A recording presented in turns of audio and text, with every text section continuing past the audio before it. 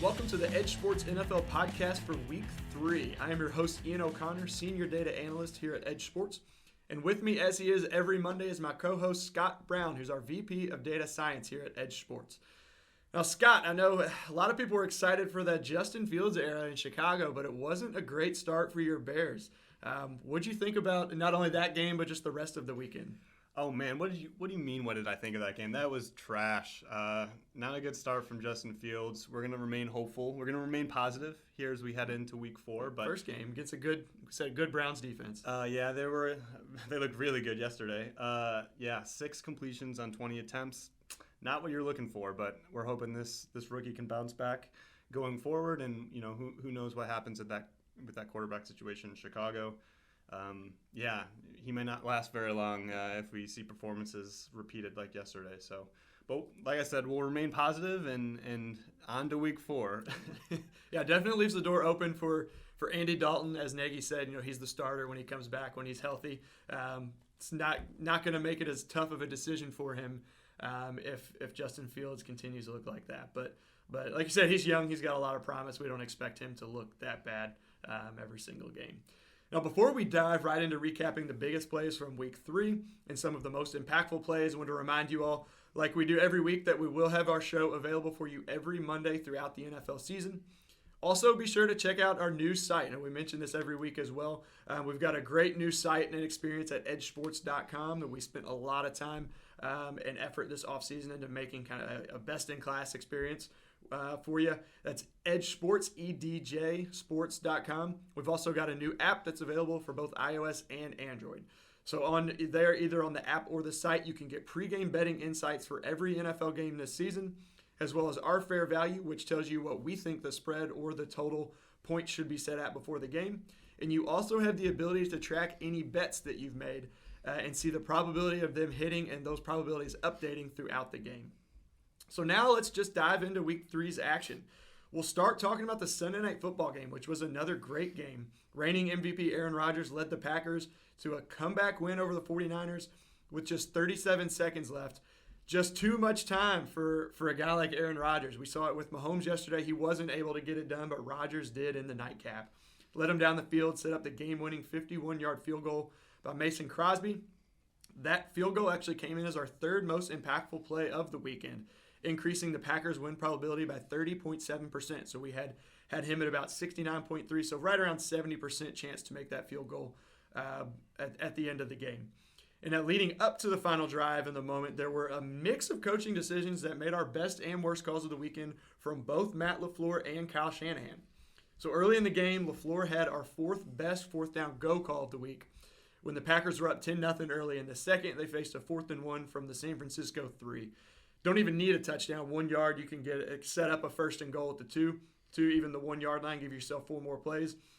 They elected to try for the end zone again. Ended up coming up short with an incomplete pass. Rodgers kind of muffed the snap. His shotgun bobbled it a bit. Looked like he just never really got a good grip on it. But he still made the correct decision to go for it, as that increased the Packers' pre-snap win probability by 4.8%. So again, that was 4th best, and we'll kind of get into some of these decisions and the specifics of them a little bit later on. But later in the game, prior to the game-winning field goal, LaFleur made a bad decision, and it ended up being our worst decision of the weekend, electing to kick the field goal on 4th and 4 from the 49ers 20, leading by 3. Only 2:43 left in the game. This decision cost the Packers 9% in pre-snap win probability. As I mentioned, was the worst decision of the weekend, and we're definitely going to get into this one a little bit later when we're counting down the top 5. There's some specifics we want to talk about there just to kind of talk about, because we had a lot of disagreement from people on this one. Now, on the other side of the field, the 49ers and Kyle Shanahan specifically left some win probability out there over the course of the night. Didn't end up having the biggest call of the day, but he certainly left some win probability out on the field. His most egregious came in the second quarter as he took a delay of game to move his punter back for a kick on 4th and 1 from the Green Bay 49-yard line. This is one, these days you almost don't expect anyone to punt here. Some coaches still do, as we saw with Shanahan last night, but this decision cost the 49ers 4.9% in pre-snap win probability. This ended up as our number 5 worst decision of the week. So there, like we said, LaFleur's is up there at number 1, and there are 3 more decisions that were worse than this. 2 more of Shanahan's decisions actually sat just outside the top 5. I believe it's 6th and 7th. So rough day at the office for him. Not as bad as we had from Zimmer last week. We hammered him pretty hard. Yeah. Vikings did a lot better this week. But anything else stick out to you from this game or any other games? Oh man, yeah, there was a lot to digest from this weekend's games. Just to kind of linger on that 49ers-Packers game last night and Shanahan's decisions. You brought up that specific 4th and 1. There was another 4th and 1 back from the San Francisco 34, and a 4th and 3 later on in the game in the third quarter, where, as you mentioned, these decisions add up. And yet another game that kind of comes down to a last-second field goal, where it's easy to kind of villainize or declare the hero of the game, the special teams unit, the field goal kicker. I think these coaches really have to think about how they got to that point, right? And maybe they could have put the game away and it didn't even come down to that field goal. Obviously, coulda, shoulda, woulda. But, certainly when you see these 4th and 1s, 4th and shorts come up regularly and they're punting the ball away to elite offenses like Aaron Rodgers, Devontae Adams, you really have to question it, and hopefully Kyle Shanahan can evaluate his decisions from the weekend and move forge ahead stronger, making better ones going forward. Yeah, but I think on the broadcast, you mentioned giving the ball back to these high-powered offenses. I think it was Al Michaels maybe that had said, this just has to show you what kind of respect they have for Aaron Rodgers, not wanting to give him a short field. If you've got that much respect for Aaron Rodgers, don't give him the should ball in that offense, yeah. Exactly. Do not give him the ball. You don't want to punt the ball away when you need 1 yard. To convert. Yeah, I know better, but there's just a certain amount of inevitability that I feel when Aaron Rodgers trots out in the field with 37 seconds left, just needing to get in field goal range. And then he kind of just does it. Just does it right over the middle to Devontae Adams a couple times. Remains calm, goes up there, stops the clock, and. Yeah, it was just surgical, absolutely surgical. And as a Bears fan, I've seen it way too many times. And as long as Aaron Rodgers is wearing the green and yellow, there's probably going to be a lot more times in the future, unfortunately. Yeah. But yeah, it was fun to watch, and obviously it's always cool to see the best performing their best on the biggest stage. Yeah, and another thing to note from this game that it seems a lot of people, pretty much everyone watching the game, picked up on. I'm not sure if you were able to see the whole game. Those Sunday nights are pretty late. But the officiating in this game was not very good. All over social media all night. Social media is social media, but everywhere you looked, it seemed like there was a bad call, mostly pass interference calls. There was the Jimmy Garoppolo should have been intentional grounding there before halftime, it looked like. And those are harder. Pass interference are harder for us to quantify. We can. They're just so, as you know, they're so subjective of knowing, would this guy have caught the ball? Would it have been, a catch there where it really doesn't have that much of an impact because it's a spot foul, or would it have been a play where he didn't catch it? But throughout the game, it just seemed like the referees were kind of watching a different game. So that was just another big kind of storyline from last night's game. So something you never want to see, but ended up being a great game. Both teams, scored within the last minute or so. And just those Sunday night games always just seem to be exciting and have some great finishes. So somewhere else that we had some highlights this week were special teams play, specifically kickers and kick returners. So starting off the day, the Jaguars returned a missed 68-yard field goal attempt. Matt Prater, one of the strongest legs in the league, attempting NFL history. He held the record of 65 yards. I believe it was 65 yards at that point. Was returned 189 yards by his former Detroit teammate Jamal Agnew. Caught it 9 yards back, the very back of the end zone. Broke a few tackles, got some good blocking, and just was open field the rest of the way. This didn't make our top impactful plays of the week. It was around a 26% increase in win probability, which puts it, I think, around 10th on the week. So those are always fun to watch. Yeah. I mean, but that's huge. That's still a huge play. The big difference maker there is that it happened with so much more time remaining in the game, right? There's only, unfortunately, that sort of caps or puts a ceiling on how much impact a play can have in terms of swinging win probability. But yeah, what a crazy return, record-setting. Going the entire length of the field as long as possible, 109 yards.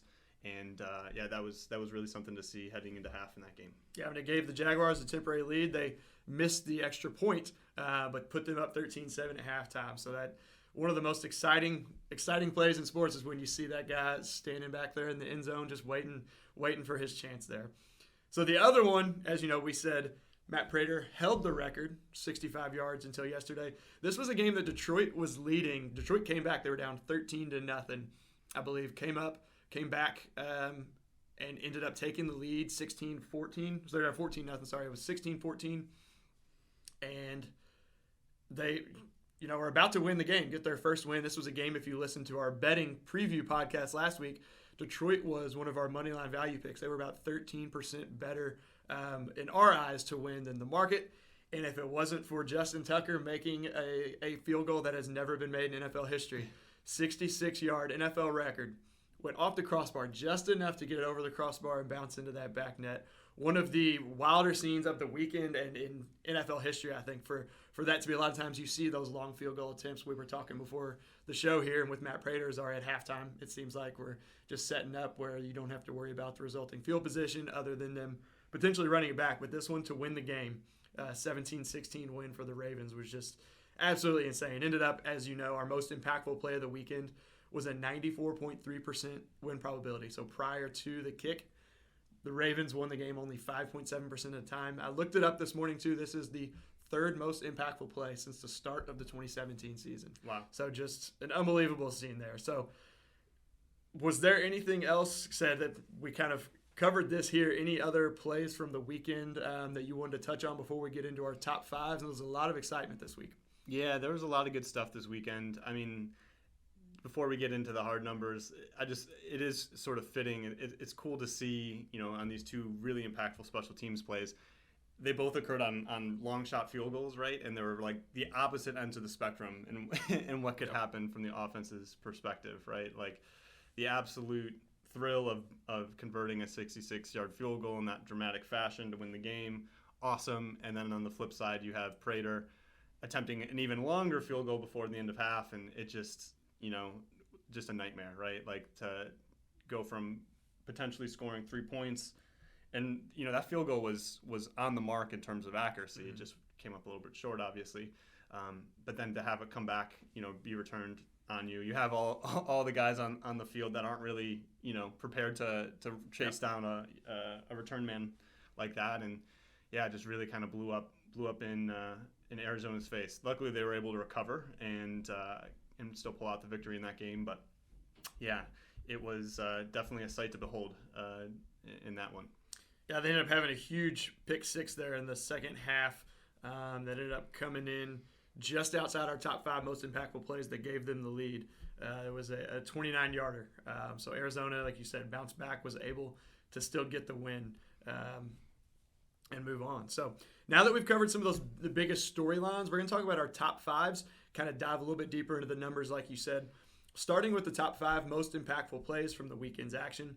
So just to remind you, as always, these are the plays that had the most impact on the games in terms of win probability, either positive or negative, and the numbers that we report are from the offensive perspective. So if the offense, it's good for them, it's going to be positive. If it's a turnover, something negative for them, you'll see the negative number, but always from the offensive perspective. So starting with number 5, this weekend's fifth most impactful play was the Dolphins against the Raiders. Coming down into the game, they had just scored. They had first and goal at the 1, and then with 2 seconds left on fourth and goal, scored to get within 2. Obviously, you have to go for the 2-point conversion here. They went for it. They got it to force overtime. This took them from 16.6% prior to the attempt to 45.2%. This was an increase of 28.6% in pre-snap win probability. From pre-snap to post-play after converting. So this was one we could have had one of these last week. The Titans, Frable chose to kick the extra point, which he actually gave a little bit different scenario because he could have gone for 2 for the win. But those late game 2-point conversions, just sometimes this one you didn't have a choice. Yeah. Flores, went for it, and the team was able to come through and execute that perfectly. Yeah, this one's pretty straightforward. I mean, you got to do it. You have no choice. You really have no say in the matter. And a 2-point conversion in an NFL game is pretty close to a coin flip. And when you call it heads and it comes down heads, that's good for you, right? So they're able to continue on in the game, head to overtime, and hopefully realize some win probability there. So moving on to number 4 comes from another exciting game from the weekend. The Chiefs and Chargers tied at 24 with 1:55 left in the fourth quarter. Kansas City, things aren't looking great, but you got Mahomes. So a 3rd and 8 at your own 27 with Mahomes at quarterback is, you're feeling pretty good still as a Chiefs fan, even though, you've got 8 yards to go, kind of backed up. But Mahomes doing something pretty uncharacteristically Mahomes, perhaps. I mean, sometimes it does seem like he throws up these passes. His guys come down with it, so it's you're not as harshly criticized. But this one just overthrew Kelsey. Defender was right there, intercepted at the Chargers 41. This gave the Chargers the ball. They went down, were able to take the lead. But this play here, the interception, cost the Chiefs 30.1% in win probability, dropping them from 64.1% as favorites down to 34% where they win just slightly over a third of the time. Yeah, I was, surprised. I think just like everybody else on that play. I guess to push back on something I just mentioned a moment ago, when Mahomes takes the field in those spots, it just feels inevitable. And for that reason, when you see him throw this pick, it just, it was a shocker. You've seen the Chiefs in this spot so many times in games over the last several years, and they pull them out regularly, right? So yeah, really, really big surprise here. I mean, no shock, though, that it winds up on our most impactful plays. Shades of last week, turning the ball over at kind of the middle point of the field at the end of the game. And, yeah, just absolutely sets the Chargers up in a great spot to go on and take it. Yep, and we'll get to some decisions that came for the Chargers after that were kind of head-scratchers. Yeah, interesting head-scratchers. Yep. They paid off. You probably know what we're talking about, but we'll get to those here in just a little bit. Moving on to number 3, we just talked about this as well. The Packers down 1 against the 49ers. No timeouts left, 2 seconds. They just got down. They spiked the ball at the San Francisco 33. Trot out Mason Crosby for a 51-yarder who I think they said has made 22, 24 straight field goals. You got a few kickers in the league that are in the mid-20s. I think Daniel Carlson for the Raiders is one of them that have been really good over the last year plus. But Crosby hit the 51-yarder, wins the game.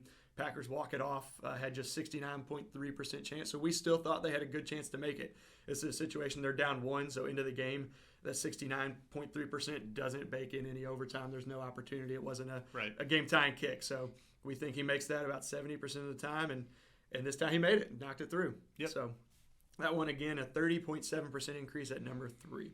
So going back to the Dolphins game here at number 2, Dolphins-Raiders. Dolphins down 3, 4th and 20 at their own 15 in overtime. Either make this or the game's over. Said the Raiders had started the overtime with a field goal. Jacoby Brissett evaded some pressure, looks downfield, gets Mike Gesicki for 27 yards. So 7 more than what they even needed, gets out there. Close to midfield coming up. Looks like they were at the Miami 40 after this. And that's a play. Hearing Gesicki talk after the game, he said, this is something that we've worked on in practice. Jacoby did a great job evading pressure, getting out, and he said, I just know, I got to make the plays, and he did, made the catch. This was good for an increase of 32.7%. The Dolphins were at only 8.4%. This was second or third big play they had, the 4th down earlier in regulation. The touchdown where they were down below 10% multiple times in this game were able to get back up. This one took them up to 41%. So big play there. We saw that from Jacoby, backup quarterback, Jacoby Brissett, a few times yesterday. Yeah, it's nice to see some variety this week in our top execution plays. It's not just all last-second field goals and turnovers and big spots. We saw an extra point or 2-point conversion just a moment ago, and yeah, this is a big 4th down conversion on 4th and 20. You can understand how the model really was discounting the Dolphins' chances here, and they were able to pull it out when they needed it desperately in overtime. Picked up the 1st down, were able to continue their drive, and we'd like to see them be a little bit more aggressive in the situations that laid before them after this particular play, but we'll get into that in just a minute. Definitely coming through in a big spot here, Jacoby Brissett and Mike Gesicki for a 27-yard connection. And as you said, you got some variety in the top 5 this week. Also, the offense came through this week. So it seems like the first couple weeks of the season, 3 or 4 of the top 5 plays were negative plays for the offense that were impactful. And this week, we've got 4 out of the 5 that are positive, leading us into number 1. As you know, we mentioned before, was number 1 of the week. The Ravens, Justin Tucker's 66-yarder with 3 seconds left, down by 1 to win the game. And that basically, I mean, there's really nothing else to say. We kind of covered it. Yeah, So. It's going to be hard to beat this one. I think really, one other play just popped into my mind. I'm recalling from memory. There was, I think, the Miami Miracle against New England from maybe a season or two ago, where they connected on some crazy lateral, multiple lateral final second play for like a 70-yard score or something like that. Yep. And that one was actually, I think it was 99.4% or something. I think Miami was at 0.6 before. That's about the only one that comes to mind that kind of sits above this one. And I think this one's at 94% is going to be hard to beat. And deservingly so for the Baltimore Ravens. Justin Tucker, not much to really say about it apart from best kicker of all time doing his thing in a big moment. Really cool to see. Yep, and as I mentioned, that's the third most impactful play over the last 4 years.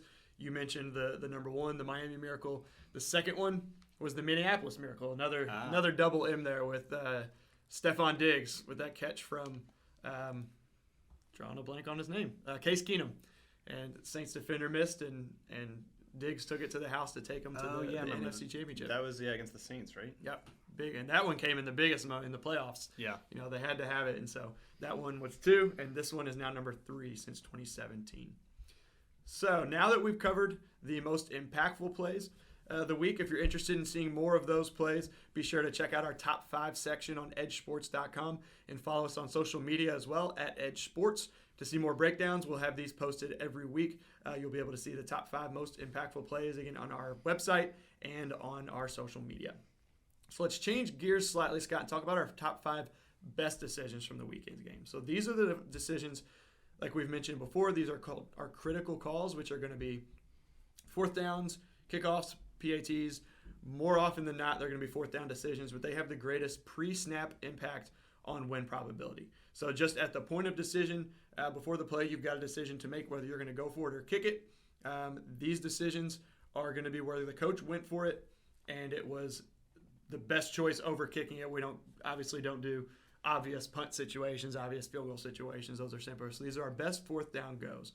So starting with number 5, we got Mike Frable, who's on here.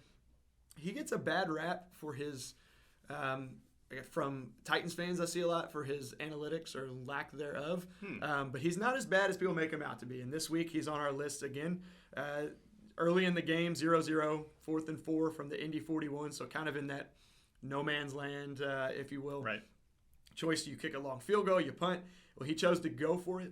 And this one increased their pre-snap win probability by 3.3%, which, like we've mentioned before, is close to the highest you can get that early in the game. We really don't see much over 3.5%, maybe 4% in the first quarter.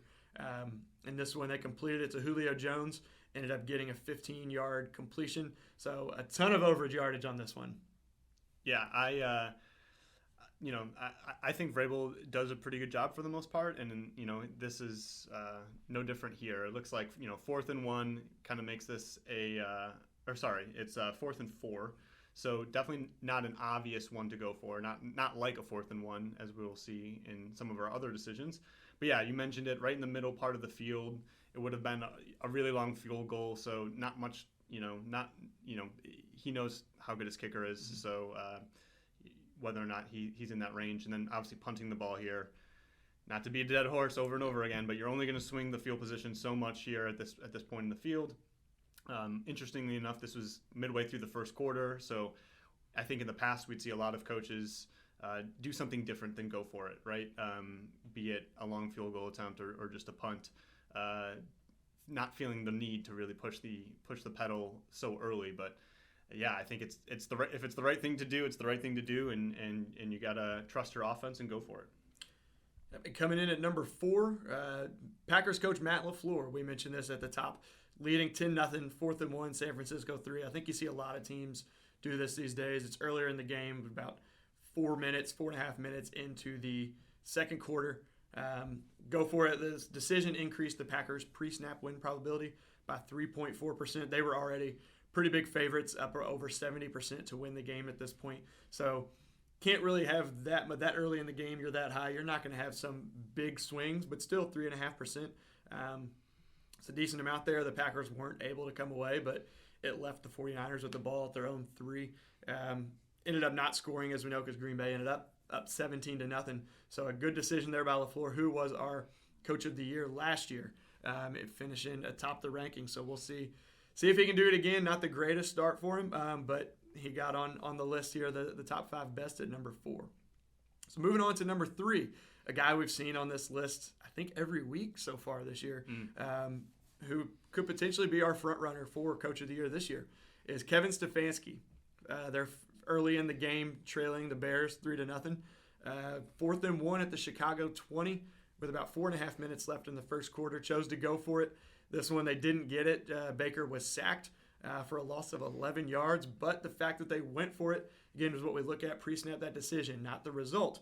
Increased their win probability by 4.1% prior to the snap there. This is something we see from Stefanski a lot, not even on just 4th and 1s, but those 4th and 3s, 4th and 4s, when he's in plus territory, it seems like his first instinct is to go for it, not the other way around like a lot of other coaches are. Yeah, and you're right. I mean, I think he's a front runner to be our Coach of the Year this year.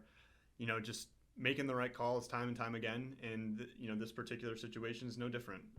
It is 4th and 1, so you can say, coaches are really mostly going for it on 4th and 1 these days, which is true. But yeah, first quarter, just a few minutes left, they're down by 3. I think a lot of old school coaches would send out the field goal unit here, and who knows if he faced 4th and 3, 4th and 4, maybe he'd still be going for it. I think there's a really good case to be made that he would. So I think this is a slam dunk. As you mentioned, he picked up about 4% win probability here, which is a big move this early on in the game. And I think Kevin Stefanski is definitely one we'll be keeping our eye on as the season progresses. Moving on to number 2. So these top 2 come from the same coach who is always near the top of our list and known as a very analytically minded head coach.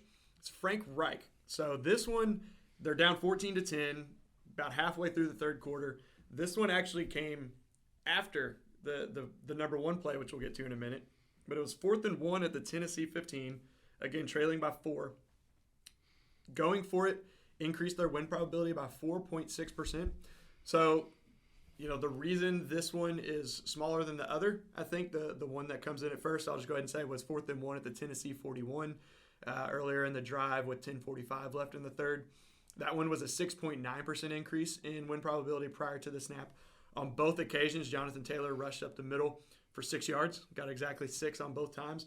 But being closer at the Tennessee 15, it's an easier field goal, so you can maybe talk through. It seems to me that's the reason that it's a little bit smaller than the one at the 41, because a lesser chance of making the field goal. Maybe you could talk through those a little bit and kind of explain why the one that's closer is less than the one that's a little bit further away. Yeah, sure. So I mean, when you obviously the main thing that's going on here is as you draw closer to the end zone, your chance to score a touchdown increases. And so continuing, having an event that continues your drive, i.e. picking up, a 4th and short or, converting a 4th down, becomes more valuable. So I mean, that's really the main effect that's going on here. You're right. This is cool because there are a lot of, this happens on the same drive. So there's a lot of similar aspects to each of these plays, even though, and the main thing that's very, different about the two of them is where they occur on the field. Yeah, I mean, it's like, it's pretty simple, not to overthink this too much. Yeah, we saw this in the Packers 49ers game, like going for it really close to the goal line, typically good, typically a good thing because, in that particular case, you can pick up a first down, and, you can score a touchdown on the play itself. So there's really a lot of equity to be realized by going for it.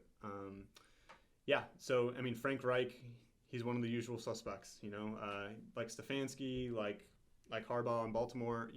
These guys, they've proven themselves time and time again to be proficient in these situations, making these aggressive play calls. And yeah, we see number 1 and number 2 this week for Frank Reich. So props to him.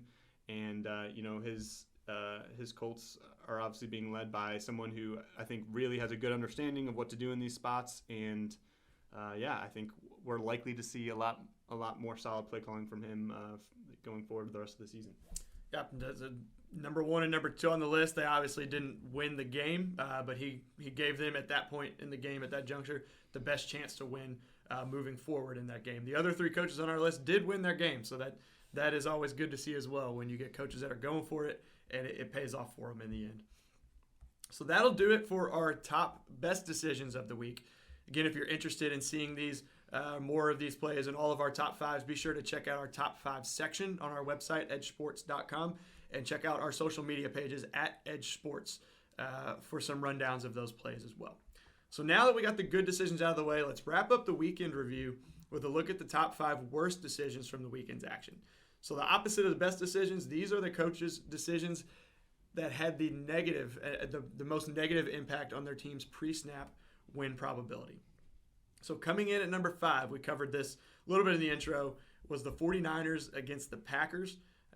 This play, it's Shanahan. Sometimes it's kind of difficult with him. You think he's, a newer school coach, they're going to go for it, but a lot of times he kind of puckers up and decides not to be aggressive. And this one, 4th and 1 from the 49 around midfield, so it takes the delay of game to give himself more room to punt, whatever that, 5 yards, at midfield. Doesn't seem like it's really that big of a difference. So. Yeah, I don't like it. I mean, we talked about this in the intro. The 49ers aren't even on the board at this point. 4th and 1, midfield, second quarter, 5 minutes left. Like, all the things are kind of lining up here to point towards going for it. And, he just... And this was right after they stopped Green Bay on LaFleur's good decision. That 4th down, this was the drive immediately after. So, doesn't make much sense. Not really too much more to add. I mean, it looks like just kind of a pretty obvious blunder in my eyes. Yeah. Next one coming in at number 4 is a guy we see on here a lot, and he took quite a bit of heat on this one, even hours after the game, seeing people talk about this one. It was Joe Judge, down 7-6 to the Falcons, the Giants were. Faced 4th and 3 at the Falcons' 39-yard line. 6:29 left in the third quarter, so still some time to play, but only at 4th and short. Obviously, scoring is at a premium here. It's 7-6 to 2 teams that just are not good. It was both 0-2. But chooses to punt, not kick a field goal, not go for it. Going for it would have given them 5.4% greater chance to win. Even a field goal would have been 1.2% better than the punt. Yeah, I'll beat the dead horse yet again. You're on your opponent's 39-yard line. You can only swing field position so much, and a better alternative here than punting is going for it. 4th and short. I know your offense isn't the strongest offense there ever was. You want to trust your defense or whatever, but it's just really not the right thing to do here. This may be one of your best chances to score based on these 2 offenses playing in this game. So if you're Joe Judge, you gotta keep the offense on the field and go for it here. And I think this was just a pretty clear mistake. Yeah, and really surprised that he didn't take an intentional delay of game like Shanahan did, because Judge, I think there were 3, 4, 5 instances last year that he did that in very similar situation where they were, in the low 40s, their opponent's territory, and try to fake them out. Yeah, he loves doing it, and so I'm surprised. I guess gets a little bit of credit for not doing that here. Yeah. Just come straight out with a punt, I guess, if you're going to do it. It always seems so silly to me when you have coaches optimizing these edges, like taking penalties in the right situations or calling the ice the kicker timeouts in the right situations, and then they leave all this equity on the table when you have an obvious 4th down go, kind of staring them in the face. I would say maybe prioritize the right things, and I think this situation is really no different. So moving on to number 3, we get a little bit of something different here for once. People might be surprised that this one is what it is, but Chargers, Chiefs, 24-24. We mentioned this was after the Patrick Mahomes interception. The Chargers faced 4th and 9 at the Kansas City 35. So they actually had 4th and 4 before this, I believe, and I think it was a false start. That pushed them back to 4th and 9. In both situations, we thought they should have kicked the field goal instead of going for it. So this is where, I think people might be surprised because they say, analytics people always want you to go for it. They always think you should go for it. No, this is a situation, less than a minute left. You've got 4th and 9. Going for it actually decreased their chances of winning prior to the snap by 5.7% versus a field goal attempt. Yeah, we're usually on the opposite side of this recommendation, right? This sequence of plays was wild. I was watching this game live, and time again, Staley passed up, running up, bleeding the clock out and kicking a field goal in spots that we really can't defend. It was really, really something. And if you're interested in this particular spot, we definitely recommend you check out our colleague Frank Frigo's Risky Business column, where he goes in depth here and talks about kind of the sequence of decisions and why we disagree with what Staley chose to do here. Really what this comes down to is your kicker and how confident you feel in his ability to convert what's a pretty routine field goal in the NFL. Obviously, I believe that the Chargers field goal is a rookie. Field goal kicker is a rookie, and I think he missed an extra point yesterday too earlier in the game. And we were talking about this. Maybe he knows something we don't, because they go down. They happen to go on down the field, score a touchdown. He misses the extra point, right? Who knows what was going on there? Maybe he did know something that we are not privy to. But yeah, in most cases, it's going to be the right thing to do here to kick the field goal. Kickers in the NFL routinely are able to convert from this distance, and at 4th and 9, we're getting to a point now where we're usually really aggressive in recommending going for it. But at 4th and 9, it's really hard to convert those, and with so little time left and with the ability for your field goal to give you the lead, it is the right thing to do, we think. But yeah, Staley decides to go against the grain and go for it on 4th and 9, and it worked out. Yep, they went for it. Incomplete pass, but were able to draw a defensive pass interference penalty that gave them the first down there, 15 yards, and went on to score. Missed the extra point, but held on to win that game. So coming in at number 2 is the Dolphins, 25-28. They're down by 3 in overtime, coming down under 3 minutes left, and they've got 4th and 2 at the Vegas 32-yard line. So Vegas opened the game with a field goal. Miami can win with a touchdown or give the ball back with a successful field goal and give the Raiders a shot to win it. They chose to kick the field goal. Cost them 8.6% pre-snap win probability versus going for it. Only 2 yards. That's not very difficult. And time again, Jacoby Brissett and this offense came through. So it was really surprising to see Flores not to say he didn't trust his offense, but want to go with a field goal over keeping his offense on the field to try and close this one out. Yeah, the model really doesn't like this because you're playing for a tie, right? So really, as soon as you decide to kick the field goal, that's really, in most cases, the best that you can do. Like most of the time, you're just going to wind up tying. Like that's the best outcome you can achieve by kicking it. Whereas you go for it, you potentially pick up the first down. Even if you don't go on to score a touchdown, you basically like lock in a tie, right? And you don't give the Raiders a chance to rebuttal, which they did. And so there's some positive equity there in doing that. And of course, obviously, you're playing for the win because you go down and score a touchdown, and that ends it. But yeah, in the event here, or what happens here, right, is they kick the field goal, they tie it. The Raiders get the ball back with basically just enough time left in the game to run one last drive. All they need is a field goal to beat you, and for those reasons, this is really just not a good decision. We like going for it here pretty clearly. 4th and 2, yeah, it's really just a slam dunk.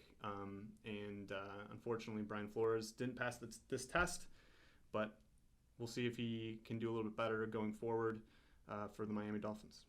And a tie in the long run can help you. It can also hurt you. At this point in the season, you have no idea. But as always, you play to win the game. This one is a pretty big error at 8.6% for number 2. Then coming in at number 1, as we kind of talked about already, the Packers, Matt LaFleur, up 3 on the 49ers, 24-21, with 2:43 left, facing a 4th and 4 at the San Francisco 20 in the fourth quarter. Kind of some shades of that, not as close, a little bit different situation, but shades of that NFC Championship game last year, sending the field goal unit out there. And this is one we kind of like to acknowledge when we know we get some pushback, and we know we're going to. We know that we did last night. Some people say, no, you kick the field goal, you make them score a touchdown to beat you. It's like, yes, it's understandable. A team, it's better to make them drive the whole length of the field and get into the end zone versus a field goal, but a field goal to tie still gives you overtime if there's not time left. And if you do kick the field goal and go up 6, that makes your opponent more aggressive because they don't have that field goal to tie as a fallback option. So this one, they're down or they're up. Choose to kick the field goal. It decreases their pre-snap win probability by 9%. So it takes them. They were still up, would have been at 68.8%. Drops them down to 59.8%. So we still think they're favorites to win, but not by a ton. Yeah, that's right. I think you're sort of begging for to get your opponent to really push the ball downfield and go for the win, right? As opposed to being a little bit more passive. And unfortunately for the Packers here, they really escaped. Well, yeah, fortunately they escaped danger, but it could have turned out much differently had they not had one of the greatest quarterbacks ever on their side. Yep. They were able. It paid off last year. It did not pay off this time. Rodgers was able to bail him out, and Crosby came in clutch there at the end. So that wraps up our worst decisions of the week. Again, if you're interested in seeing more with these plays, be sure to check out our top 5 section on EdjSports.com, as well as on social media at EdjSports. And read our Risky Business column by Frank Frigo. Does a column every week, and this week highlights our model looking at some different in-game scenarios, maybe some under-the-radar scenarios from the Chiefs-Chargers game, as well as that the field goal return for a touchdown in the Arizona and Jacksonville game. So now we're going to switch gears a little bit. We're going to go from reviewing the week in action to previewing tonight's action. Monday Night Football between the Philadelphia Eagles and the Dallas Cowboys. So there's certainly no love lost between these two bitter rivals. Tonight's game should be pretty entertaining. Both have had pretty good starts to the season. Philadelphia had a big win in week 1. Came back down. The 49ers knocked them off last week. And then the Cowboys had that exciting opening kickoff game in week 1. Then they fell to the Bucs, and they came back with a win last week over the Chargers. So both stood at 1-1. Based on our simulations, we have the Cowboys winning this matchup 69% of the time. But our matchup scoreboard has both teams fairly even. So what do you make of this matchup, Scott? And is there any value to be had in this game compared to the market? Oh, yeah. We're all over Dallas in this game. We really like their side. The market line here is -3.5. Our model thinks that the fair value is closer to -8, which is quite a disagreement with the market. When we take a look at where the public is placing their bets, we see that the bets are split pretty evenly, 50-50 on both sides. But the money is overwhelmingly on Dallas. It's closer to 85 to 15% breakout there. And our model likes to, in this case, is following where the money is going, and that's Dallas. Shifting over to the over/under in this game, I think the market over/under is right around 51.5, and our model likes the over. We think that a fair value for the total is actually closer to 56. And so we think that this game is likely to feature a lot of points. That Dallas offense very, very strong. We'll see if Philadelphia can keep up. But if you're not interested in the total and you just want to pick a side, we really think there's some good value to be had here on Dallas.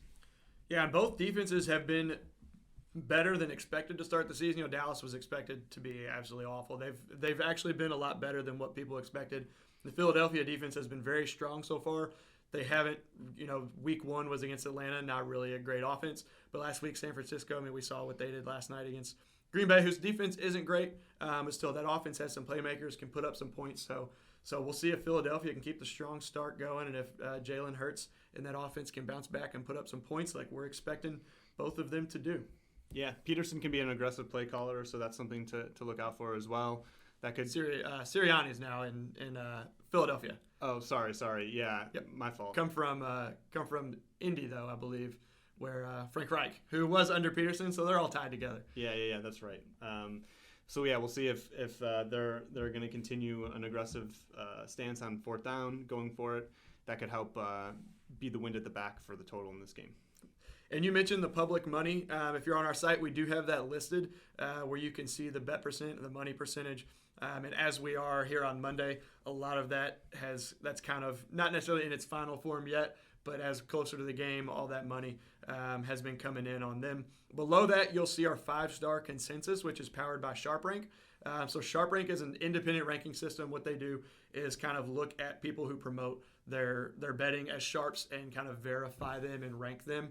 And of those that they have ranked on their 5-star consensus, 68% are on Dallas, 32% on Philadelphia. So pretty much right in line with our numbers there at 69 and 31. So it looks like Dallas is the value tonight in both the spread and then the over-under. The over has some value there according to our Edge Football model as well. So that wraps up our Week 3 show.